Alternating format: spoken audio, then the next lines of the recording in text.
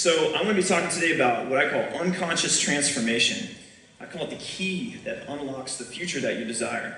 It's going to be very related to everything you're going to hear at this event, but I love how things fit together, like, hand in glove. I always find that to be a cool thing. There's so much synergy in the world when you really look beneath the surface and look at different cultures and different ways things are taught. You see how things overlap, and I think that's a really cool way to learn things.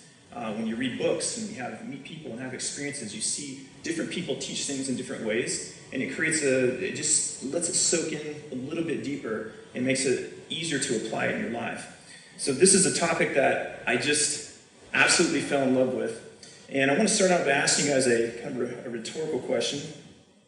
It's actually a literal question, and that is, do you really want transformation? Because if you can't answer this question, nothing matters, right? You have to actually want something different in your life. And I'm pretty sure none of you are here because you're perfect. I'm not. I think we all have something to learn and something some area in our life in which we can transform or grow. I mean, it kind of is, I believe, the purpose of life, is to have an experience here where I jokingly call us spiritual apes. Where we have, one foot in the animal world, another foot in something, self-awareness, and asking ourselves, who are we? Where do we come from? Why are we here? And this self-discovery creates a process that we call growth or transformation. So you really have to make that decision. Do you want to be a participator in life and be the director of your own movie in life, or are you just a background actor, right? So decide today, and you're here, so I commend you on being here today, because transformation obviously is important to you. And my intention today is to give you as much empowering information as possible to help facilitate that change. And I'm going to take you through some exercises so there can be an experiential component to this as well. So it's not just a lecture or information. This is something that really rattled me the first time I saw this. Have any of you guys seen this before? The top 5 deathbed regrets. Business Insider reported on this. A lot of nurses and hospice and places like that. When people are, the interesting thing about death is it's the death of the physical body, or in esoteric terms, sometimes referred to as the ego. The ego is our identity. It's kind of the character or role that we play in life. And upon death, we realize that is slipping away from us. And it leaves you with what's beneath that, and that you could call that the higher self, the soul, the essence of who we truly are on the inside. Not the role, the character that we've been playing or showing for the world. And the idea of life is to have who you are on the inside be in alignment with the character or the role that you're playing. So it's interesting when you look at what these top 5 deathbed regrets are. The first one, I'm going to read these. I wish I had the courage to live a life true to myself, not the life that others expected of me. I wish I hadn't worked so hard. Not that hard work is wrong, but we'll talk about what they mean by this. I wish I had the courage to express my feelings. I wish I had stayed in touch with my friends. And finally, I wish that I'd let myself be happier. It's like, you really have to let yourself be happy, right? It's interesting to think about. Now, what I want you to do in this moment is realize that there's a part of you probably asking these questions right now. You don't need to wait until, you're on your deathbed. You can ask yourself these questions on a daily basis. I think it's a great question to ask yourself. Have I had the courage today to live a life true to myself and not the life that others expected of me? It's very, very easy to get caught up into the ideas that others project on us, especially when you're a child. We'll talk about that in a little bit too. So let's just hold these in your mind and just realize that this is the seriousness of this. This is you. The gift you have now is the present moment. I hear that say it's the present. It's a present. It's a gift. It's here. It's right now. And all there really is, on a philosophical level, is one eternal present moment. The now is always something you carry with you. It comes from the past, it goes into the future, but really those are concepts, and it's the now moment that matters. And so being connected to the now allows us to ask ourselves these questions and then become creators instead of just backseat, participators in life. But before you go any further, let's breathe. I want to take you guys just through a little simple breathing exercise. The reason I do this is because breath is one of the easiest ways to connect with the human body and who in here gets stressed out ever? You ever get stressed out? Raise your hand if you ever get a little stressed out. You guys don't get stressed. Never. Traffic, kids. You know, that extra bill you got your car towed, like Alex talked about yesterday, red lights flashing behind you. Come on, we all have little things that we get a little stressed out about. Breath is an excellent way to connect with the body. So I'm going to cue a little music here, and I want to take you guys just through like about 30 seconds to a minute here of a simple, deep breathing exercise. This is actually something that I've heard that even Navy SEALs use to get calm and centered. And it's what's called box breathing. So what I want you to do is just close your eyes. Just get comfortable. Go ahead and find your center. Focus on where your heart is. I want you to just take a nice deep breath in through the nose, about 5 seconds. So in, 2, 3, 4, 5, and hold. 2, 3, 4, 5, and now out of the mouth. 2, 3, 4, 5, and hold. 2, 3, 4, 5, and in. 2, 3, 4, 5, and hold. 2, 3, 4, 5, out. 2, 3, 4, 5. Keep that pace, that rhythm on your own, just a few moments there. I'm gonna read it with you.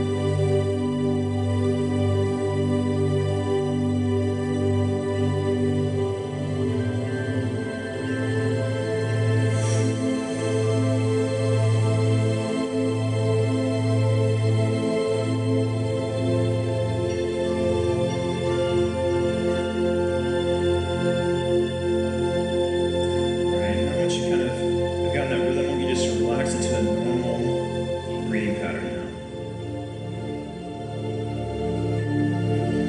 Just feeling a little more relaxed. You guys feeling that? Feel how you can just get connected with the body. So it's a good tool to keep in your belt anytime you're triggered by a negative emotion or something. Just stop for a moment and do box breathing. There's a lot of things that happen in the body that can help you with this. If you find it difficult, just practice it. That's your body telling you this is an area you can improve, you can transform. You can transform how you feel with just your breath. How cool is that? It doesn't cost any money. It takes very little time. You just breathe. All right, Mandy, you can go ahead and ease that music down. Bring you guys back here with me. So, I love how we started with thinking about the life that we want to live, because I'm going to have you guys do a little exercise. I want you to have some things in your mind as I go through this presentation. So I'm setting you guys up right now. You have your little workbooks here, and I want to take you through a great little exercise here. We're going to kind of a free writing exercise, and I want you to answer the question on that piece of paper, when my life is ideal, I am. This is called the Passion Test. Amazing book here if you guys do. I love this book. It's called The Passion Test by Janet Bray Atwood and Chris Atwood. I actually met Janet Atwood about 10 years ago in Valley Center. She gave me a book, a signed copy of it. It's been on my shelf for 10 years and I never read it until about 2 months ago. And I'll reveal a little bit more about that at the end of the presentation and why that's significant about me being here today. But this is an amazing book. But I want to take you through the test in here. And the point of this is to help you arrive at a point of clarity. Because if you don't know what you want, and you don't have clarity around what it is that would actually light you up, then it's always going to feel elusive to you as to why other people are so motivated. When you see people and you might think of words like, oh, they're so disciplined, or they're such a hard worker, they're just on fire. And you say, well, that's just not me. And that's just not true. And there's different personality types. Some people express their passions differently. Some people are passionate about just structure and they get up and go. Some people have different personality types where they tap in more of a slower paced way. But the commonality between it is that they're connected to something that creates an emotional response in you. So I want you to take on your paper right now, and we're going to spend just about 60 seconds to 2 minutes here. I want you to write down what are the top 5 passions. And if we can maybe just bring that music back up, just maybe at half, just to get that same vibe as when you're breathing. And I want you to really just kind of dig into your soul a little bit and say, when my life is ideal, I am what, right? And here's the difference between a passion and a goal. A passion is the way you want to live your life. So maybe I want to live a multimillionaire lifestyle. A goal would be I want to make $2 million this year. So don't think goals. I want you to think, what's this in a perfect world? If you were Thanos, you could snap that glove, that finger, and have the life you want. What might that look like? What are the passion things? Did you always want to be an actor, a dancer? Do you have a dream of being an entrepreneur or a business owner? If no one was in your way, and you had that imagination of a child, you didn't have these belief systems that told you you couldn't do it, don't let your body lie to you and tell you, I can't do that. Just do this as an experiment. What would those 5 passions be?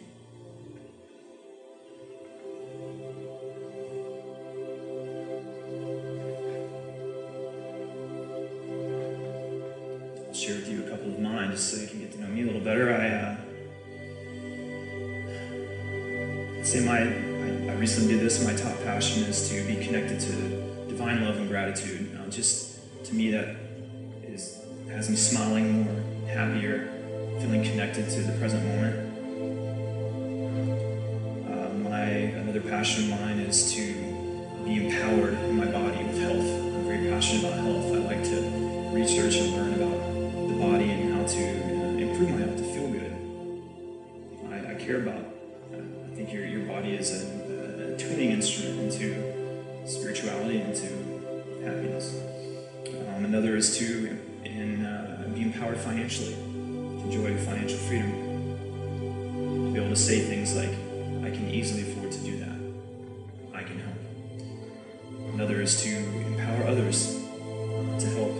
I have a passion for teaching and helping people to understand things because it's how I've learned and I like to pay it forward.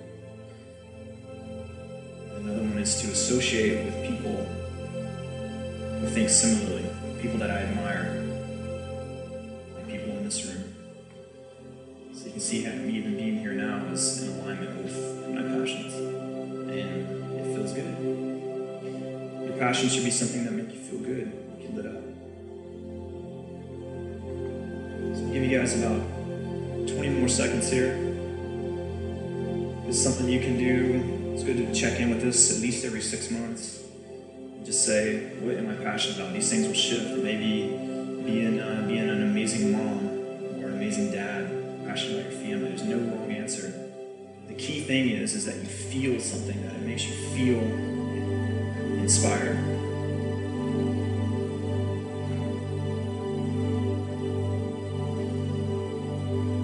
About 10 more seconds, guys.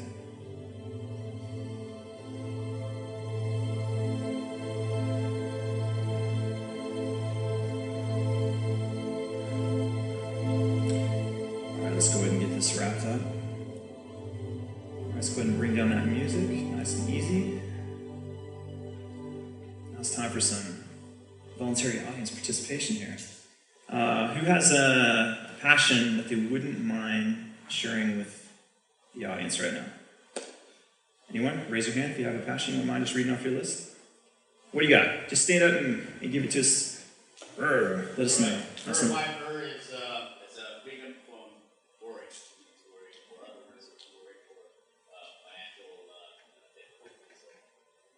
Okay, so freedom, and that can be financial freedom, anything related to, in other words, the last thing you want to be is confined, and told where you got to be and when. Right. You like to have independence. Okay, good. All right. Anyone else? He gets a raffle ticket, guys. You got a good raffle. I got your hand up, didn't it? Learn as much as I can and be the best version of myself. Okay, so learning, which is a form of empowerment. That's a really good one. What do you got? Testifying the love of God. Okay, I love it. Yeah, when you experience the love of God, you want to make sure others know about it. So I love sharing. Very good. So I see 2 in there. So your own personal inspiration and also empowering or sharing that with others. Yes. Right? Very good. I'm passionate about helping others. I may not know all the answers, so I'm learning. And as I learn, I can help people as well, also building my dream team. So that I may not know the answers, but I can go to the people to connect and help others out with. That's what I'm very passionate. Very good. Awesome. Okay, so you guys are getting it. Good. How does it feel whenever when you stand up and say those things? Do you feel a sense of connection to it? And how often do you experience that? Are you waiting for an event like this? Or do you create a daily habit in your life where maybe, okay, what do you think the difference might be if you're pinging that tuning fork every day? Right? You're connecting every day. We're going to talk about the power of that. All right, so thank you guys for sharing that. That's sometimes that's a vulnerable thing to share, but it's really good because passions are, like in the Bible it talks about your talents, you're not burying them, or the men light a candle, put it under a bush, put it for the whole world to see. But sometimes we're shy about that. We're like, no, I like this, but some people really are passionate about speaking. They just haven't admitted it yet. Dan. All right.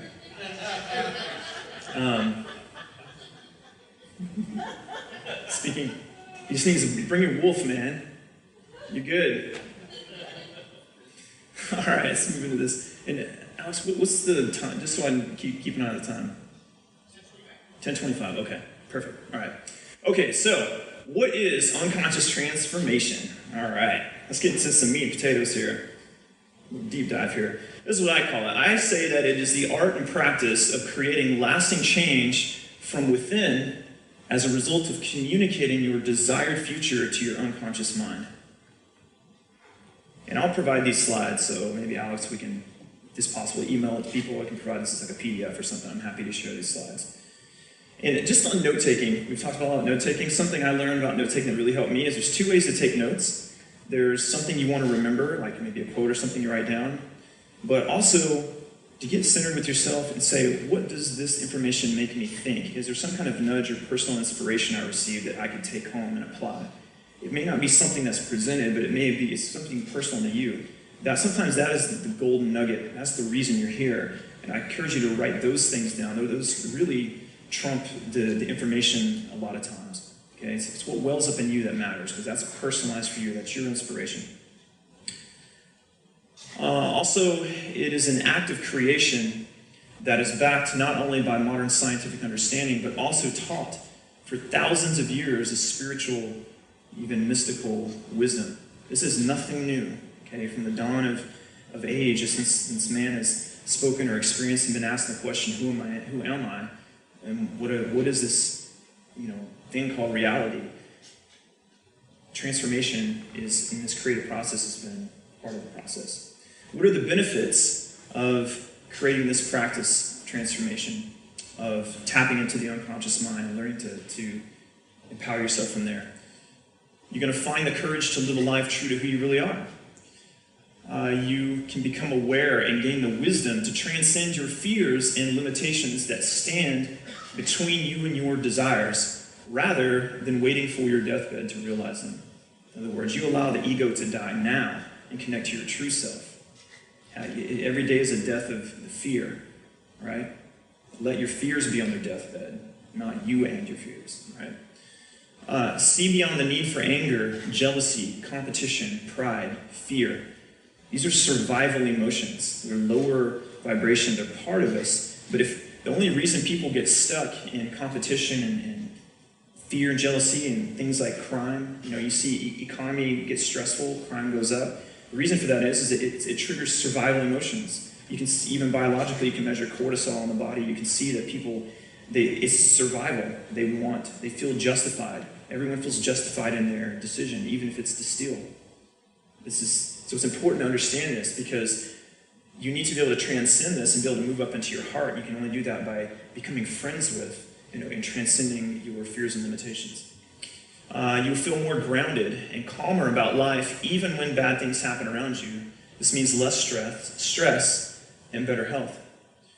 You may see opportunities to grow your happiness, income, health, and success you may not be aware of or seeing right now.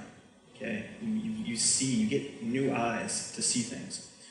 You can experience constant growth your entire life, rather than becoming stagnant or unfulfilled, or even buying into paradigms of like, I'm too old, or there's no rules, guys. If you can feel it, you can do it. And best of all, it works regardless of your religious faith or beliefs. It's open to all of us, regardless of our past. It's truly a unifying principle. It's something that you can have in common with anyone through any time, any age, any culture. And you can see why people that get all zen on this stuff say, why are we fighting? What's the point of war and these things? Like, You can see why it happens, but it really doesn't lead to what we want. So those are some of the benefits. Now, I'm skipping too fast here. There we go. We're going to know here. What is the unconscious mind? What I call the you beneath the you. And I find this incredibly fascinating to figure out what is going on in these noggins. What's going on underneath the surface that is shaping our life so much, because we don't pay that much attention to it, honestly, because it's encoded. It's not always easy to see. So I love this model of the iceberg. So you can see we have, at the very tip there, you have the conscious mind. This is going to be our decisions, our behaviors, the actions. You deciding to come here today, writing on a piece of paper, the reality, the awareness, your five senses, touch, sight, smell, all these things are perception of what we call reality, but yet you can see it's only an aspect of it. It's a portion of it. And as we go below the surface, and for the purpose of my presentation today, we can just bundle the unconscious and subconscious together and just into the unconscious. It's everything beneath the surface. These are going to be our emotions, our values, our personal beliefs, our fears, cultural paradigms, the imagination, how you identify yourself, your any traumas, any kind of emotional imprinting that has occurred in your life. This all lives in the unconscious mind. It's like on your computer or your own phone, sometimes you have apps running in the background, right? And those apps take up RAM. So these are like the background applications that are running that have some kind of function, or they affect how you're behaving in the world. And it can be very empowering to kind of look backwards and figure out, like, why am I actually triggered by that thing? Like, you'll see this show up in relationships, whether it be business relationships, especially romantic relationships, really bring a lot of this stuff to the surface. You take trauma and bring it into a relationship, you might find yourself becoming codependent and manipulative, and you don't even mean to be. It's not that you're a bad person, it's just that there's a trigger there. There's something it's evoking a response out of you. Understanding where this stuff is coming from is one of the first steps to I describe it like this. Imagine you're in a vehicle careening out of control, and you're in the passenger seat, and you're like, it's nerve-wracking. You feel like we're going to crash any second, and you're right? Whenever you become aware of this and just sit with and face your fears, you may still be careening down the road, but you shift to the driver's seat and you put your hands on the wheel. You can feel the gas, you can feel the brakes, and maybe for the first time in your life, you're going to feel a sense of power and control. And from there, you can begin to steer and maybe take an exit when you need to. Okay? There's a huge difference between those two experiences. And this knowledge is about stepping into the driver's seat. It's not about a magic pill that fixes everything. It's about knowing how to drive the vehicle that is your soul and your body, and bring them into harmony with each other. The mysterious language of the unconscious mind. It speaks, but not in words. This is why it can be so difficult to understand it. The unconscious mind speaks through emotions and feelings. So there's patterns, but we experience the unconscious mind through emotions and feelings. And I'm going to give you an example. I want you guys to think about food. Okay, we all like food, right? We probably have our favorite foods, whether they're good for us or not. We're like, man, that cheeseburger, that double from In-N-Out. I want to show you just an example of how powerful the unconscious mind is.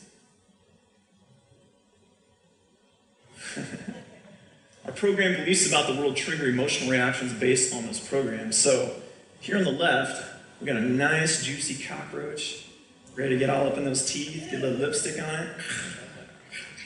Yeah. Full of protein and nutrition. And then on the right, we have our good old-fashioned American cheeseburger, right? Now, I can prove to you with medical science that roach is probably safer and healthier to eat than that hamburger. But it won't matter to you. Right? You ain't gonna eat that roach. Your emotional need for that roach would have to be so high, it's such an act of desperation that you'd have to hit a tipping point. Maybe you're starving on an island, and all of a sudden you're like, that roach kind of looks shaped kind of like a French fry. I might be able to do this, oh man, it's kind of buttery. I had no idea, man. I had no idea. I'm missing out this whole time. Yet there's people across the world that eat bugs. It's part of their training. So why do you have such a visceral reaction to something that's healthy and a pleasant reaction to the one that's less? Programming, right? So can you feel the power of the unconscious mind right now? Can you feel how difficult it can sometimes be to change that? Because you're like, ain't nobody changing me from eating hamburger to a roach. Not even if you put the roach in the hamburger, especially if you put the roach in the hamburger. Ain't going to that restaurant anymore. So the good thing is, you're not here to learn how to eat roaches. And this is why connecting to your passions is so important, because you're probably not passionate about eating a roach, and it's an inconsequential thing. It's a good demonstrator of how powerful the unconscious mind is. But what are the other roaches? What are things that you see as roaches, but they're really good for you, and you're choosing to? What are your dreams that you're having a visceral reaction to, and you're quickly self-defeating and telling yourself, I'm not worthy of that. That's not me. I can never do that. I can't afford to do that. That's not possible. And maybe you go into victim mentality and you use a past trauma, or maybe the way you were raised as a crutch that gives you that out every time. Because what we tend to not want to do is face truth. Facing reality is often a difficult thing to do, because if we go back just real quick and look at that iceberg, notice that says on the right-hand side here, the column, third one down, it says resists change. The unconscious mind resists change. You have to know this about yourself, okay? You cannot expect change to always be this comfortable, pretty, airy-fairy process. Do not have that expectation. It can be enjoyable, but it's always on the other side of a little roach crunch. The feedback loop that creates our reality. I love this. It's such a simple way of thinking about things. So at the top here we have our beliefs, our paradigms, our worldviews. This is how we perceive the world around us. Your identity, roaches are nasty, cheeseburgers are good, money doesn't grow on trees, money's hard to get, man only earns by the sweat of his brow. Or, it could be, this is way too much money, I can't spend all this. I gotta give some of this away, right? Two different paradigms, same object. Our beliefs, paradigms, and worldviews affect our attitudes, temperaments, and personality. Our attitudes, temperaments, and personality influence our behaviors, decisions, and actions. And our behaviors, decisions, and actions dictate our outcomes, results, and what we call reality. How many people use reality as an out for not changing? Well, that's just reality. That's just how it is to you, right? That's just how it is. So this creates a feedback loop. If you get to the outcome and the outcome is negative, you will use that as justification to reinforce the belief and paradigm and then create a vicious cycle, and then you get stuck, okay? Or it can be a good habit and you get reinforced and grow. It's good to know that this process, how it works. We're going to come back to this a couple times. Children before the age of 7 are in a hypnotic state. Okay, it's not until around your teenage years that you develop beta waves in the brain. Your beta state is where you guys are more in an alpha state now, you're in a receptive learning. I'm in beta because I'm having to present. Okay, beta is like you really engaging with the world around you, reading a book, maybe you're working out in the gym. You ever notice you do things like go for a jog, or it just calms you down? You're moving into alpha wave states. And then when you lay down and go to sleep, you move down and you get into alpha, and you go down into theta, which is where you dream. From theta, you go down into delta, where you heal and repair. And you can even get as low as what's called low gamma, and you go through these cycles through it. So your brainwave states changed, and a child hasn't developed the high betas. So they're like a sponge. In other words, they're a walking unconscious mind that just, they absorb everything. I'm sure many of you have children. How many of you have children and notice that they pick up that naughty word, or they imitate, or they have on some kind of trait? You're like, where did they learn that from? Because they're paying attention, because it's just, they're programmed to do it. They don't have a filter, okay? We are children wrapped in like beta waves, essentially. We still allow things in, but we have held on to things that we were programmed as a child. So this is why before the age of 7, it's very important when you're raising a child to put good philosophies in their mind. It's going to give them a leg up in life. Good thing is, we can do things about it. But first, why do people not change? And why are those 5 deathbed regrets so unfortunately common? Well, I believe that we've been trained in our culture to look too much to the external world for validation, happiness, the trappings of success, right? I'll feel good once I got the money, right? Or man, if I had their life, yeah, of course you feel happy. You got the car and the house and life, and you don't look at all the growth that person went through, or maybe the things that they're dealing with. The grass is always greener kind of a thing. We get caught up in comparison, okay? I got that trophy. I know I did better. I'm smarter than him. And he's getting paid for that. Like, how do idiots get paid for stuff? It's done. Right? We do these things. There's 3 ways that you can relate to the world, and you need to make a choice which ones you're going to do. Let me tell you, the first one is friggin' worthless. Okay? The first level of relating to the world is codependency. This is the idea of embodying. It doesn't mean people get victimized, don't get me wrong. I'm not saying that things don't happen to people. But your relationship with what happens to you has an impact on your experience in life. And if you choose to remain a victim, you only attract the results that a victim gets. And from the codependent mindset, we feel trapped. People that get caught in the cycle of addiction is because they believe that happiness can only be found outside of them. They don't have the wisdom to find it within. And so they seek comfort. So maybe a substance gives them a feeling that they don't know how else to get. And they're like, I'm entitled to that feeling. I deserve to feel good. And then they pay all these horrible consequences for all the havoc that drug wreaks on the body and their consciousness. When the whole time you can find happiness from within. So in relationships, you'll see this show up as emotional patterns that'll create things like manipulation, jealousy, lying and cheating, where there's certain triggers. And listen, these things can happen. We all can carry baggage. It's really about being aware and learning to change your relationship with how you deal with it, because no one's perfect. But just be aware that if you notice codependency showing up in you, what it is, and that it ultimately is not going to empower you. The next stage of relating to the world is independence. And independence is the moment where you acquire freedom. Okay? Independence is happiness from within. Independence is self-sufficiency. It's that satisfaction you get when you do something and you get a result, or you found some strength within yourself and you're able to apply it. You got your butt in the gym, and you spent the time there. You made it past March. You got to December. You got to next year's resolution, and you're still there. And there's nothing that can ever replace that. Okay? So independence is very, very important. And that opens you up to the possibility of what is called interdependence. And this is cooperation and collaboration with the world around you.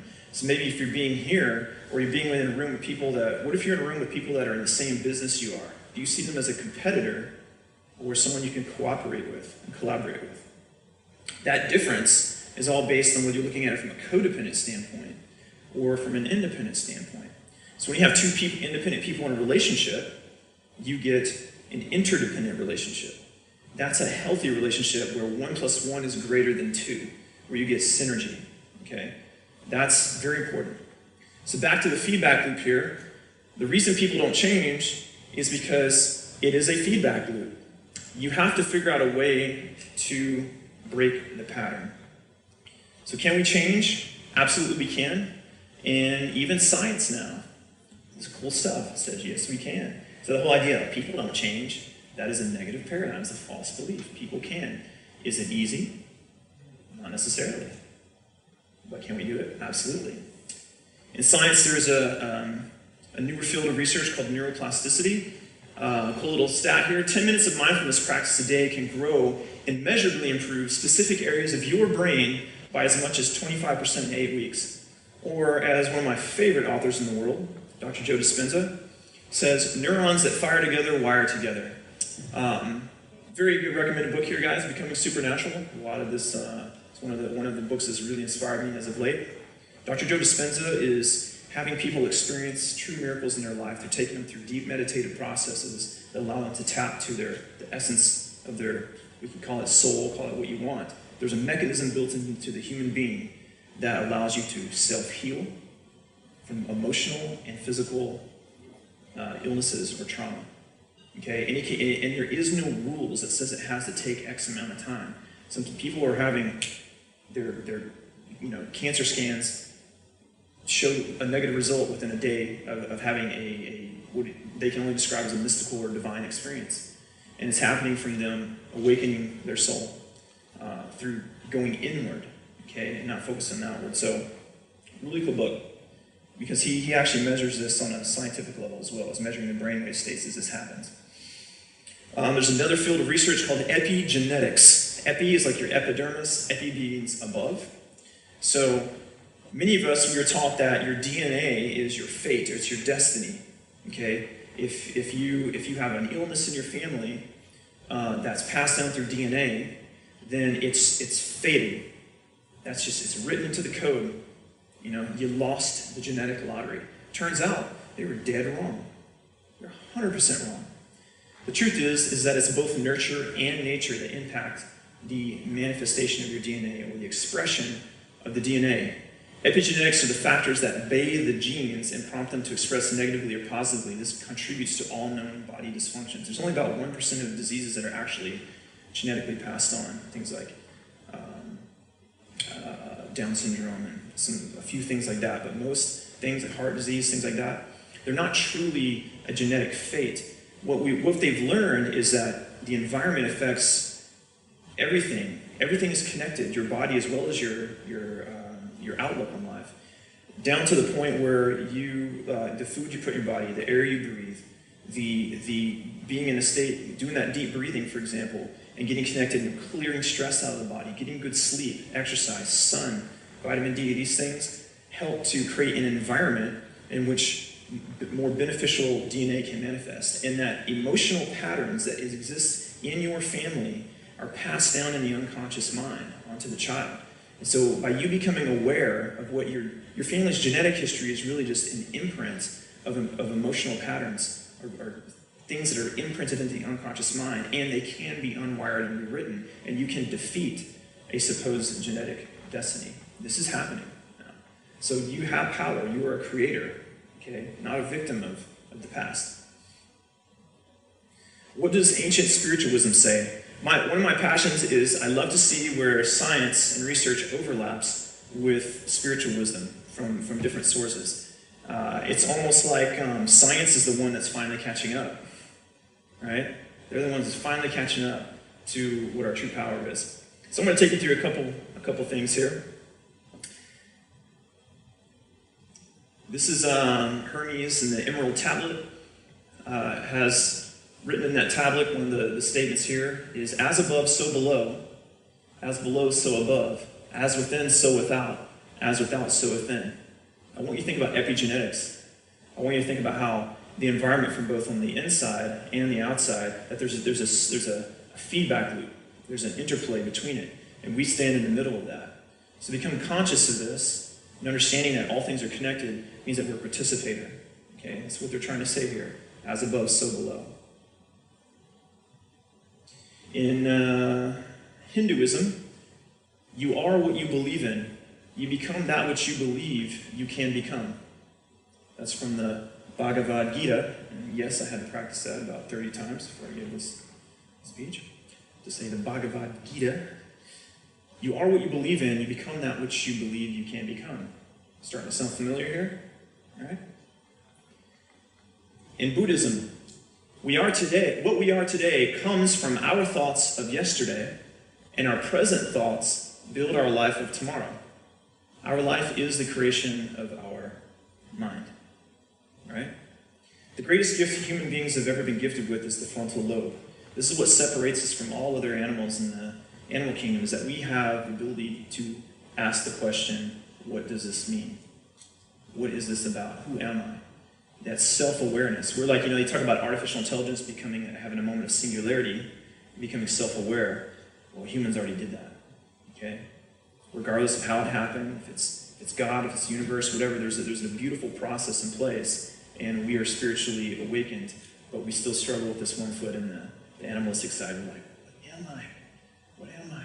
What is this? Right? And it's an interesting experience. The Hopi tribe, thoughts are like arrows. Once released, they strike their mark. Guard them well, or one day, you may be your own victim. Right? Be conscious of your thoughts. Are you allowing negative patterns? Are you saying that negative thing about that person? As they say when you point the finger at someone, you got 3 fingers pointing back at you. The Bible, before you take the splinter out of your brother's eye, first remove the beam from your own. Okay? You see these patterns, right? Through all sorts of spiritual wisdom. Now, guys, this one right here, just, I don't know what it is about it. This one just blows my mind. You probably all heard the verse, ask and you shall receive, and it shall be given unto you, that your joy may be full. Many of you might be familiar with that. In the village of Nag Hammadi in Egypt, they found these scrolls called the Dead Sea Scrolls. And the Dead Sea Scrolls, they were about to burn them. Kids didn't know what they were. Fortunately, they were found, and they were writings, many of the writings of the New Testament, like the disciple Thomas, one of Jesus' disciples. And the beauty of this is that these scrolls were unadulterated, so they hadn't passed through any translation processes and been passed down, so they're very reliable. And there was some clear insights onto that verse that changed the way it reads a little bit. And I'm not going to go into it now, but there's 4 or 5 different modes of prayer. There's like petitionary prayer, like please God.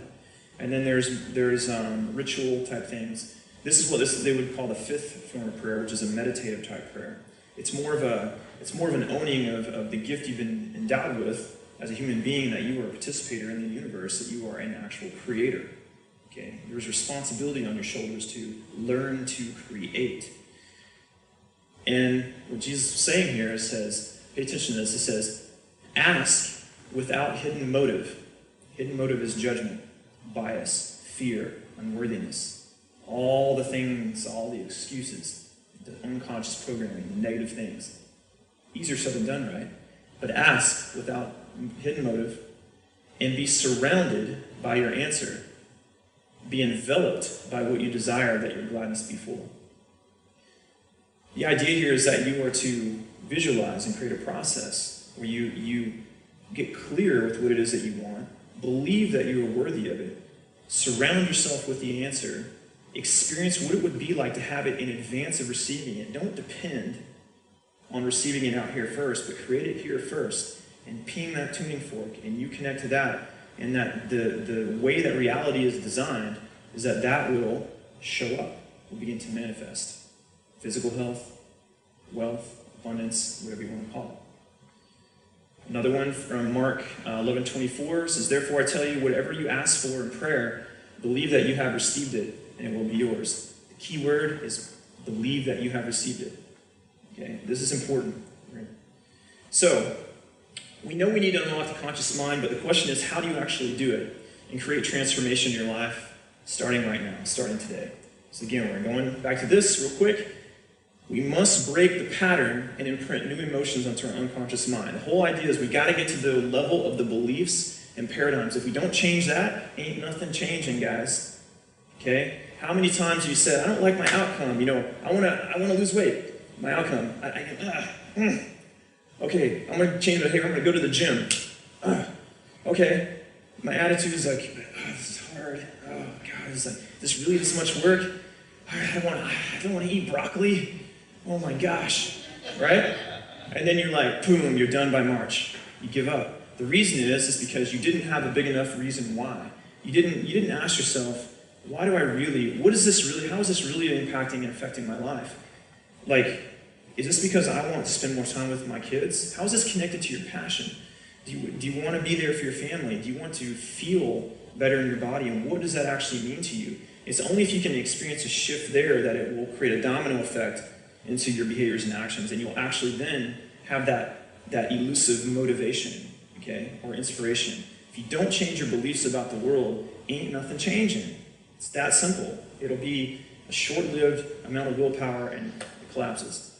And listen, keep trying. Like, it's okay. Like, we all, I think, can relate to, we've gone on a limb and tried to do something and we stop and we're like, oh man, this is the learning process. But it's important to know how deep you need to go to experience a shift.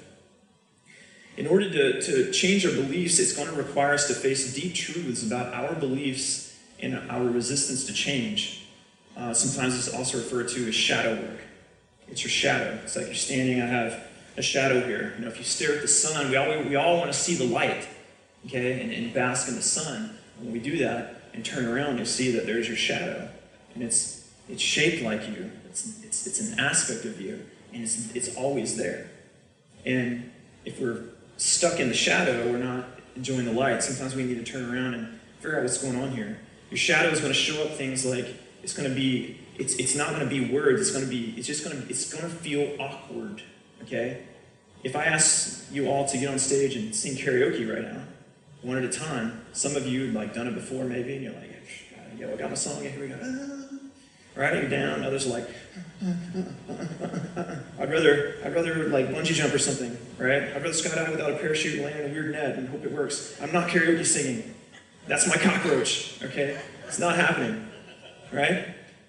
And again, funny example, but you have to realize that change is not going to feel comfortable.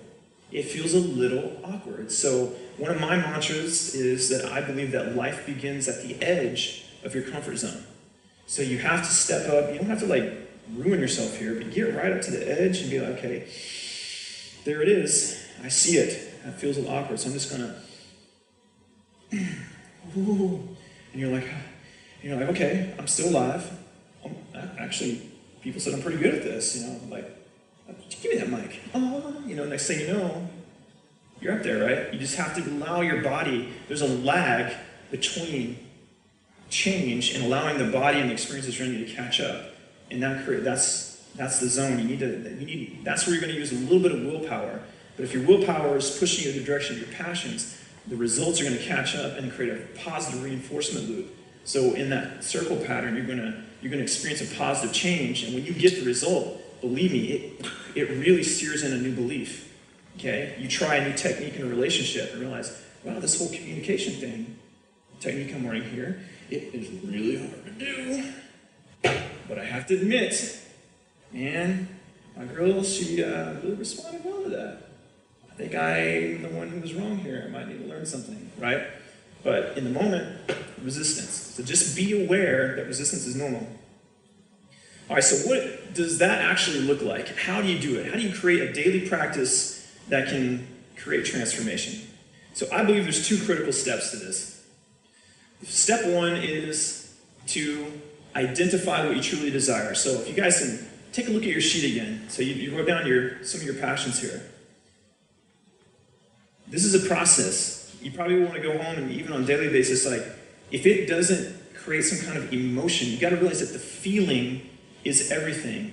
Okay? If you don't have the feeling, you don't have the path. You've got to write something that, okay, if I was to live that would feel good. Even though it's scary and it scares the hell out of me to think about doing it, I would love it. Okay? I would love it. Napoleon Hill in Think and Grow Rich, another one of my favorite books. Okay? He says, to achieve anything, you need a burning desire. This is how you do it. Okay? You can't have a burning desire without clarity. It's clarity around what are you passionate about. Step two is to tune into the feeling of having it already. And I liken this to like a tuning fork. I love music, play guitar, I like to sing. Yes, I sing karaoke. I like to sing, and the cool thing about music is that it's vibrational. Okay, and there's a lot of studies into the vibration of the universe and all this. There's a lot of science into string theory and how vibration plays a role in everything. And you have a concept called resonance. So if I have my guitar sitting at the back of the room, and I have a string on that guitar that's tuned to the note of A, it's 440 hertz. If I get my voice and I'm like, and I sing in the note of A, from across the room, I can make that string vibrate. The reason that does is because the vibrational energy travels across the room as a waveform. It's an impulse of sound, hits that string, and the string is tuned to resonate that frequency, so it picks up and becomes sympathetic to that to the sound, and it begins to vibrate and emit back. This is how it works. You must go in and say, what is my future? You must sing the song of your future, okay? You must hum the notes of the thing you want. And the way you know you're humming the note is you feel it as an emotion in the body. It comes from the heart. And then that sends out a vibrational impulse. You can geek out on this and look into quantum physics if you want, and look how there's what's called spooky action at a distance that Einstein called it. This is the idea that they can take photons of light at distances that are too far that they're miles and miles apart, and they can essentially wiggle one photon and the other does it at precisely the same time with zero lag. They measure it with atomic clocks, and they're at such a distance from each other that it cannot be explained by electromagnetism or the speed of light. Therefore, there's some kind of structure of reality that transcends the speed of light, okay, or electromagnetism, which explains, we all, this microphone, the lights here, we all experience the speed of light, so there's something underneath the surface, there's something beyond the perception. They even call it like we're in a hologram or something.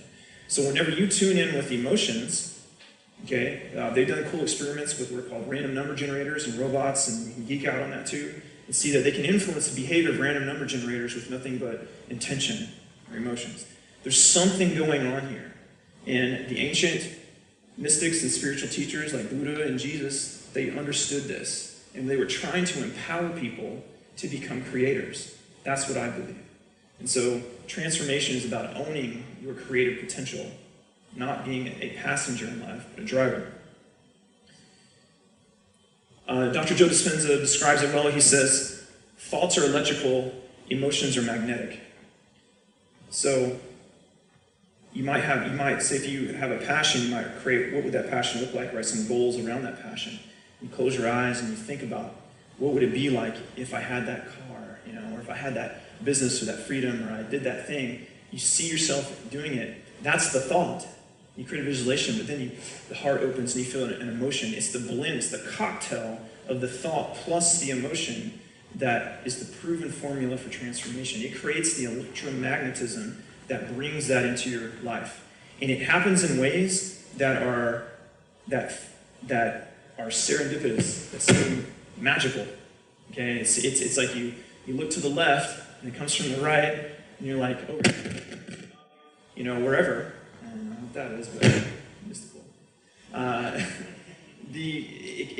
It comes into your life almost effortlessly at that point. The real work, guys, is this. This is the work. The how-tos don't matter. They will show themselves to you. Okay? You can't create a perfect. It's only in hindsight that you can connect the dots to how someone achieves success. But you can create plans, but plans really have an emotional charge to them. That's what's making them happen. Who's ever made a plan that went exactly as how you planned it? I had a plan how I was going to present this. I've already deviated about 100 times. Right? There's all sorts of things coming up. So you gotta allow yourself some latitude for flexibility, and this makes it much easier. I set an intention that I would feel connected and I want to deliver value to you guys and just share what I'm passionate about. You can make your own choices of it. So there's things coming up that I just didn't prep for. So you have to allow yourself some flexibility, and that's how life works. Greg Braden says, another cool researcher, I like him because of his hair. He says the feeling is the prayer. I saw an amazing video with him. He had showed a sonogram in a Chinese energy healing hospital of a tumor in a bladder completely vanishing, and they recorded it live on ultrasound just by sharing love with that person and imagining the reality of it having already gone. They surrounded themselves with the answer. Okay? They saw it. So when you think about the healings that you saw, heard about Jesus doing, I think he was trying to tell us that exists within us. He says, do you have the faith to be healed? It makes you wonder now when he said things like, if you have the faith of a mustard seed, you can move a mountain. Well, what do mustard seeds not do? They don't have judgment. They don't doubt. They don't question. They're programmed to grow, and they just do. Okay? That's our challenge, is to learn to connect to that. So what are some simple ways that you can tune into this? You can ping your tuning fork. Reading books that inspire you towards acting to your dreams. This will bring you clarity. It'll connect you. It'll allow you to draw on the wealth and knowledge of other people. it will connect to your soul, and you will, and it's through the lens of your passions that you will interpret what you read in books. Okay? It will bring things up in you that you didn't even know that you had. So books that inspire you. You want to be better at marketing. You know, I'm a marketer. I get courses on sales copywriting, right? I want to learn about the art of money and success, Think and Grow Rich, or the science of getting rich by Wallace Wattles. There's all sorts of cool things out there. When you read them, you're like, man, these guys, there's a lot of value when someone spent 20 years interviewing 500 of the world's most successful people and boiling it down into one simple book. Saved me a lot of time, right? Another one is meditation. Meditation, the true meaning of it, it just simply means to become familiar with. If you think that meditation is about sitting down and clearing your mind and having no thoughts, that's not what it's about. That's like one potential aspect of it you can arrive at. Meditation, when you're reading, you can be in a state of meditation. When you're sitting right now and pondering and thinking about your life, you're arriving in a meditative state. When you sleep and you have dreams, just the act of sleeping is a meditative, restored state. Meditation is closing your eyes and shutting out the world around you and getting centered in your heart and asking yourself what actually matters to me, what feels good to me, and allowing yourself even to feel the negative things, the shadow, and treat them like a friend, like a messenger, an urgent messenger, that the sooner that you listen to them, the quicker you get the lesson, and then they evaporate. Your fears will evaporate like that. The negative emotions can just evaporate if you listen to them. They're like, yo, yo, yo, yo, yo. And you're like, no. I gotta drink it away, I gotta hide away, no, anything but look at it. Okay, that's what our culture teaches us to do. They shame you for having, as though it's some kind of weakness that you experience negative, some kind of dark side. It's normal, okay? Embrace it, allow for it. 4 steps to manifest. So this is how I personally, you can use this if you like. I create what's called just a morning routine, a morning ritual. I like to carve out at least an hour for myself in the morning to ping my tuning fork, so to speak, set up this vibration. Sometimes I'm better at it than other times. Sometimes life throws a loop in the mix, but this has always worked for me. So I just broke down into steps that prayer. Ask without judgment. In other words, connect your unworthiness, your fear and doubt. Reading books really helps with this. Step 2 is be surrounded by your answer, which is the visualization part. I find meditation to be an amazing way to do that. After I'm done reading, I like to close my eyes and sit, put on some meditative music, and visualize. Or just sit with myself and allow it to come up what's there. Step 3, to be enveloped by what you desire. This is the gratitude for receiving. To do your best, and this is probably the hardest part, to feel like you've received it before you've received it. Right? But I promise you, like going to the gym, this is like your spiritual workout. You do that every day. It allows you to connect. And you'll get better and better. Neurons that fire together, wire together. This, guys, is a practice. This is a technique. This is a skill, like learning to play guitar or piano. Learn the pattern, practice, and guess what? You get better. And step 4, it's small, but it absolutely is the most important one. You must act on inspiration. It's going to require you to trust, because it will feel a little awkward doing that. And this is something a lot of people don't talk about, and that's what to expect in your life and through the process of transformation. And, got your attention on that Lord of the Rings there, didn't I? Walking the hero's journey. The hero's journey is a theme that comes from, you'll see it in Greek mythology. Joseph Campbell really coined the term, and he takes a really deep dive. This is a simplified version of it, but it's effective for what we're talking about today. You see this show up in movies like Lord of the Rings, Star Wars, the Iliad and the Odyssey, Jason and the Argonaut. These adventure movies. It's a theme that we can all relate to in every one of our lives. This is why we enjoy this kind of movies so much, because there's something of us in it, and something of it in us. Okay, as above, so below. All right, it's everywhere. It's everywhere. The hero's journey. So you start at the top, and we do this as a culture. We do this as a group in this room. You do this across your whole life, and you can put little hero's journeys across your big hero's journey. It's like clockwork. These are all interworking things. But this is the pattern that you're going to go through. This is what you should expect when you're going through transformation. You're going to have a call to adventure. Some kind of, they call it, in the movies, they call it a supernatural aid. This is like Gandalf coming and so Frodo, there's this ring problem we got, and I need you to go drop it into Mount Mordor. You mind? And he's like, but I like the Shire, it's comfortable. Okay, your Shire is your comfort zone. It's like the grass is green, there's butterflies, and just make more fireworks to get off, it's pretty. You don't want to go because it's a little scary. But you have this called adventure, and there comes a point, you see where that line there, if you go from the known world into the unknown world. And I liken this, the known world as the conscious mind, the unknown is the unconscious mind. Your deep part of you. This is an inner work, an inner journey that you take, and it reflects in your outward world.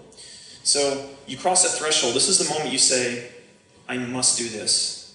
If I want to live my passions and I decide to do it, this isn't a choice, I must do this. And so you do it. And you begin. And as you move down, you go through challenges and temptations. The temptation to quit, this is hard. You fight demons and monsters. Your demons and monsters are your inner demons. This is your resistance to change. It's the trauma. You might be facing things that you might be in a meditation and have something that happened when you were 4 years old that you face. And you realize you can't change the past, but you can change your relationship with it. Okay? And this is a journey that people are afraid to take. So transformation is about saying, I will do it. You go on you face your challenges and temptations, and you may get to moments where you're in the abyss. This is the point where it's like the lowest of low.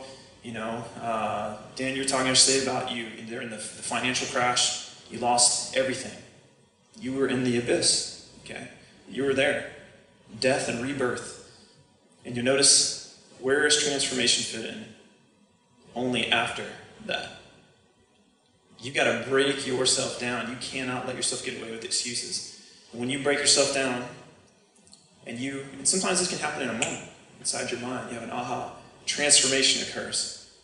And then you have the atonement or the rise, the return, the resurrection. You're like a phoenix rising from the ashes. And yeah, you went through some heavy stuff, but often what you'll find is you learn about yourself. You gain new comrades. You got new skill sets. You learn things about yourself and strengths that you had to go through that to understand that you had. You realize that there's purpose behind all pain. You realize that thing that happened to you, that you've been attached to and a victim of, happened to you, and it was almost like it was grand design, that it was there to teach you a lesson. And that the only reason you struggled so much is because it took you so darn long to learn it. Now that you get it, your pain had purpose. And as soon as you have purpose in something, it isn't painful anymore. Right? Purpose kills the pain. Then you move back up into the known world, and you have the return. And on another chart you'll see here, you have what's called the elixir of life. Frodo throws the ring in Mordor, went through all this horrible things, but now he gets to go live with the elves, right? And their magical world, right? And you're going to have the gift.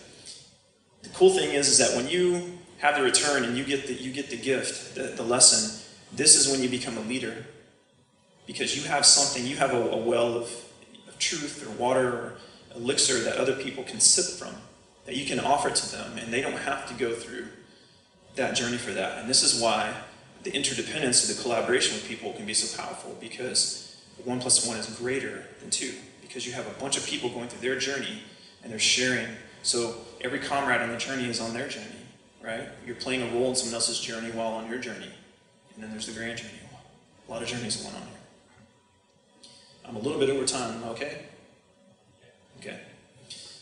So I wanted to just do one, I'm going to abbreviate this. We'll do maybe just a minute here. I want to take you through a little simple guided meditation just for a minute or two here. I want you to experience and just kind of what this is like, because it's really not complicated. It's not hard to do. And it can be personalized to yourself. So with that music back up here. So what I'm going to do is, again, is to go ahead and close your eyes, just like we do with the breathing. Go ahead and start with a couple deep breaths. And again, the whole point of breathing is it brings you into your body. Gets you from the outside world to the unknown world. Take that deep breath in, let it out. This breath, it just feels like, feel every time you exhale, it's like stress and worry just leaves the body. You can feel yourself from within. Now what I want you to do is continue just allow yourself to breathe this on autopilot now. I want you to bring your awareness, if you want to bring your hand and just lightly touch your sternum, your heart, I want you to bring your awareness awareness to the heart. So if you can feel it beating. Begin to breathe. As you inhale, you're breathing into the heart and feel that there. Just become aware that you are aware. You're an observer. Your identity, your ego, the character you play is only an aspect of you, but there's another part of you that just observes, that is just awareness. So as you become aware of the heart is a powerful generator of an electromagnetic field around your body. It has a nerve that connects to the vein called the vagus nerve, except what happens in this vagus doesn't stay in Vegas. When you experience love and gratitude, it can send signals directly into the brainstem and bypass the part of your brain that questions or has doubt or judgment. This is why connecting to the heart is so important, because it will speak. A man with the last name of Amour, which means love, was actually the man who discovered that the heart contains neurons and brain cells, that there is a heart brain, it has intelligence. And so what I want you to do is to connect to one of your passions that you wrote down, one that maybe sticks out in your mind. And I want you to imagine and answer the question in your mind, what would it be like if I was living that passion right now? See yourself there. Really put effort into this. Be like a child with that creative imagination. Allow yourself to go there.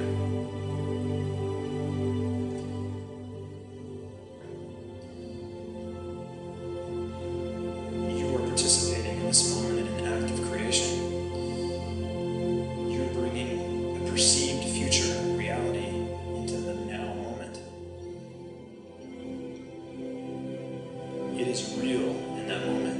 Your unconscious mind cannot tell the difference between reality. The reality you create for it is the reality it experiences. So see yourself experiencing it. See if you can connect to giving thanks and gratitude to the divine, to God, to the universe, to whatever is relevant to you for having received that. What would be your gratitude speech, your thank you speech? Would you call your mom and you tell them what? Imagine that conversation. Can you feel it?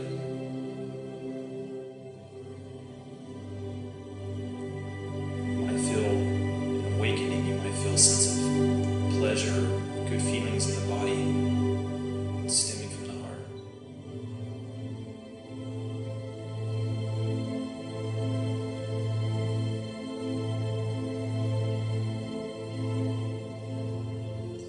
And while we're here, we connect to love, just the feeling of love, which is the creative force of all things. And project that love into the community, to this room. See it as something, if you want to see it as an energy, like a green ray or anything that you want, whatever makes sense, it doesn't matter, but projecting out maybe to the heart of your loved ones, wishing them happiness, blessing them with happiness, wanting for them the things you want from yourself. An act of generosity from the heart. Bless our community and the room that we're in, and allow us to experience the best of each other.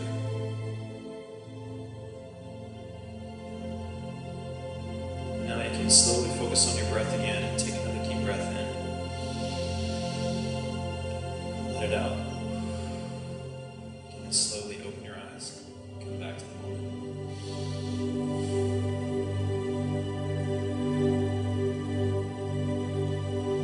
Does that feel good? Right?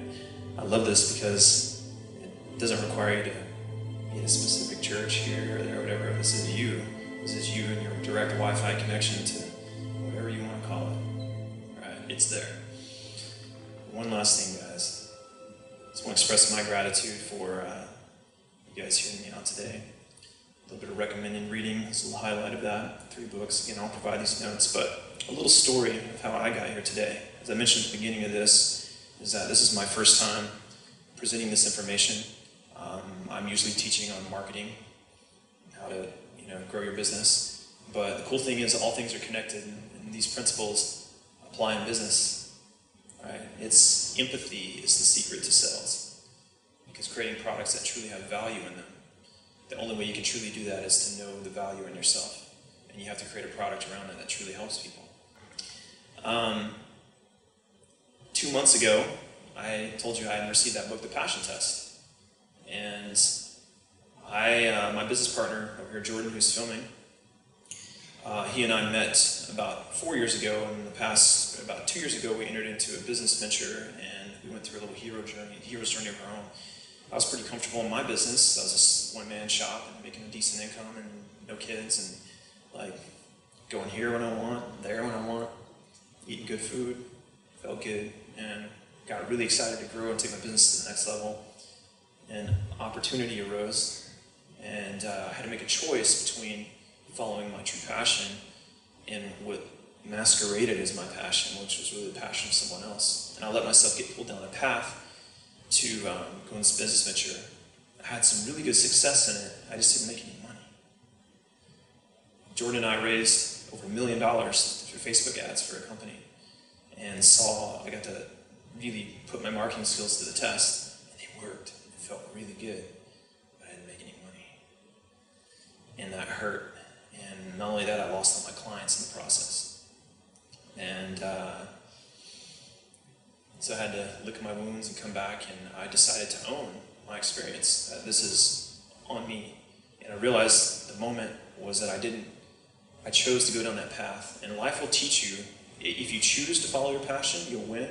If you choose not to, life will teach you. All right?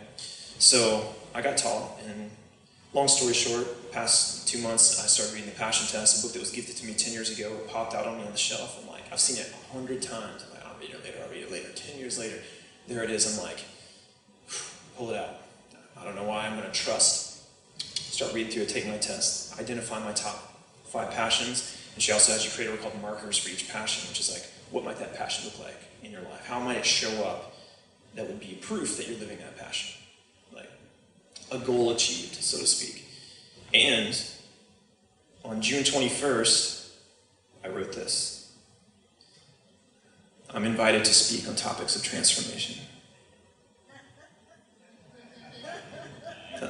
Last Friday, Alex said, hey, how would you feel about speaking on the topic of transformation? I said, it's funny you mentioned that. So when I say this is a magical process and you look to the right and it comes from the left, I thought I was helping Alex with more just the business side of things. I did not anticipate speaking. And yet here I am. And this is in alignment with one of my passions. I've wanted to open up in myself. I lacked confidence to share these things. I was judging myself in certain areas. And I decided to face these things and kind of begin to peel those layers away. And so it just showed up that easy. And I think whenever you're really in alignment, this is how a lot of things work, right? It's only when we don't listen we go through the challenge. So I'll leave that with you guys. Thank you.